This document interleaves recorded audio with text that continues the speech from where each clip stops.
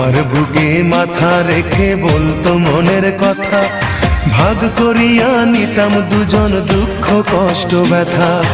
আমি শুধু ছিলাম যে তার প্রেমেরই পূজারি, তার ভালোবাসা করলো আমায় পথেরই ভিখারি। তার কত ভালোবাসি জানে না রে জগৎবাসী, জানে অন্তর্যামী। যখন তোমার কেউ ছিল না তখন ছিলাম আমি, এখন তোমার সব হয়েছে পর হয়েছি আমি।